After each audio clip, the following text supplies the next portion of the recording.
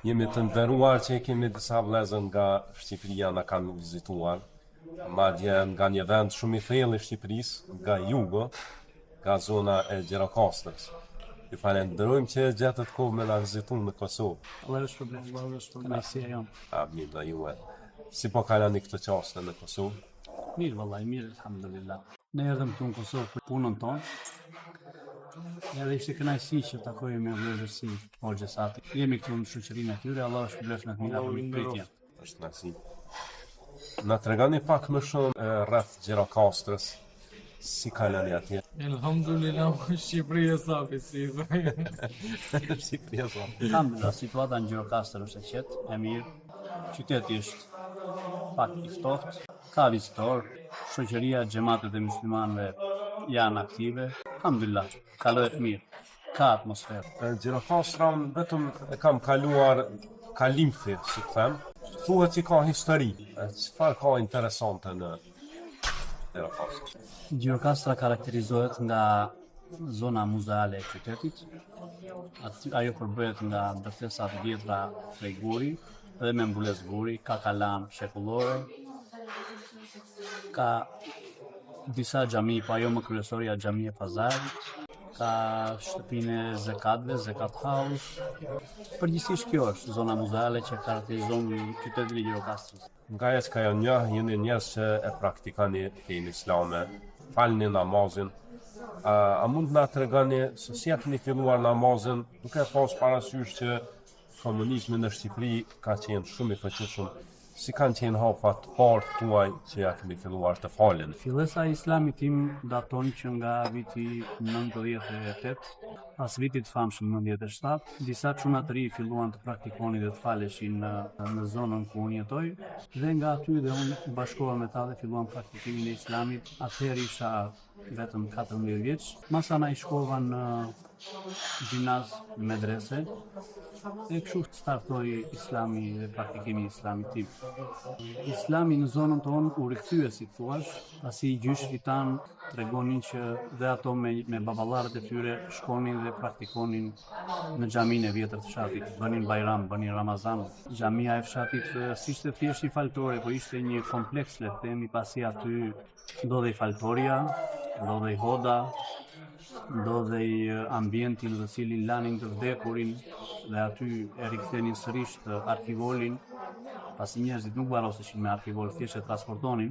Aty ishte mektebi, e cila ka shërbyer dhe si shkolla e parë e gjuhës shqipe në fshatin tim. Mejtep i thujnë tek ne. Mejtep, po, me origjinë nga mekteb nga fjala arabe. Ka qenë edhe për krah xhamis, xhamia ka qenë me hajate, me veranda i kolona shumë bullake dhe prej mbuluara me drazguri. Pastaj erdhi komunizmi, e shkatroi xhamin, u rafshua xhamia, i humbi gjurma e xhamisë dhe gjithë kompleksit. Ajo që ngeli dhe që evidentohet sot është vetëm tyrbja, e cila momentalisht i shërben komunitetit Bektashi dhe është e rregulluar, restauruar e rindërtuar, si themi. Pra ajo që vlen të theksohet sot është sepse xhamia e ka humbur identitetin e gjurmën e saj dhe gjithë fokusi është kthyer tek tyrbja, e cila s'ka qenë qëllim në vetvete, por ka qenë thjesht diçka plotësuese në këtë kompleks. Killa, si qëndran storia jote? Storia ime është pak e gjatë, kështu që është një storie moderne, është ka që Vllai ish musliman i ri, se ka një eksperiencë të kaluar në islam. Se kam një eksperiencë, kështu musliman jam bërë rishtazim, Turqi kam shkuar për të parë në xhami. Ke qenë me një udhtim në Turqi kështu, udhtim turistik apo? Ne themi në një udhtim.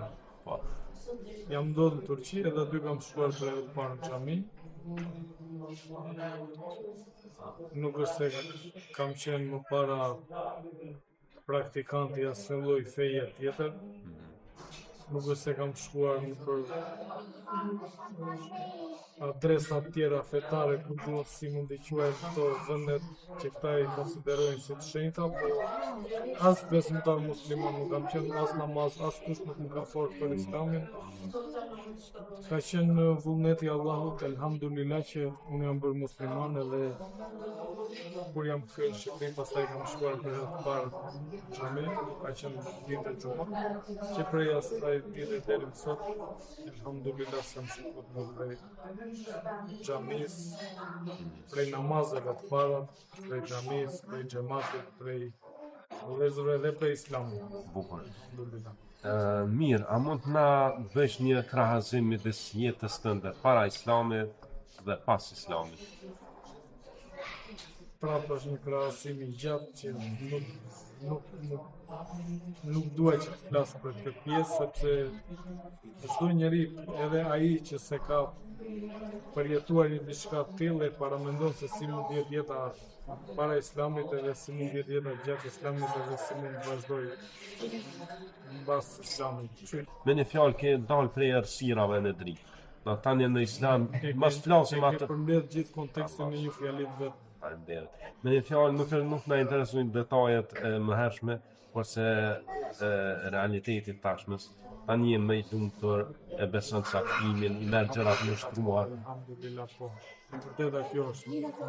Gjithë kënaqësia e të qenit musliman në shkollë që sa po the ti, që çdo lloj sprove apo çdo lloj mirësie tani ka një shije tjetër, ndryshe nga më parë jetoj edhe veproj me emocione, çdo njeri ka jetuar edhe veproj me emocione, tani po thuaj se je i nështruar edhe i përshtatet caktimit Allahu, sepse e di që më parë unë pak për veten time po them që kam qenë i verbër për arsye se edhe pse e kam parë, dhe ta konkretizojmë në një shembull më kuptueshëm më konkret, që pas shiut ka dalë si qielli, unë prapë besoja se shiu do zgjaste deri në pafundësi.